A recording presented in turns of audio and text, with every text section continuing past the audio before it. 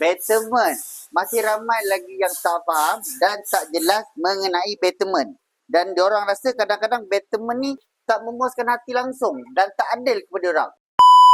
Pertama sekali, korang kena tahu betterment ni apa. Betterment adalah harga susut nilai sesuatu barangan ataupun alat ganti selepas kereta berusia lebih daripada 5 tahun. Bila kenderaan korang bawah daripada usia 5 tahun, korang layak dan berhak untuk digunakan alat ganti yang original part. Tapi, bila dah lebih 5 tahun, insurans akan recommend untuk tukar alat ganti korang sama ada OEM part ataupun used part. Daripada soalan ni, yang Abang Jufar faham, dia tak puas hati bila kereta dia insurans recommend yang OEM part ataupun second part. Dan dia minta orang yang langgar tu untuk membayar original part. Pada Abang Jubah, apa yang orang tu buat adalah satu tindakan yang betul sebab dia mengikut syarat-syarat tuntutan bagi kereta yang telah dia langgar. Dari segi tanggungjawab, orang tu pun telah bertanggungjawab untuk mengganti kereta yang telah dilanggar yang dibayar oleh syarikat insurans kereta dia.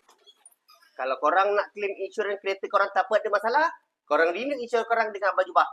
Jangan lupa DM.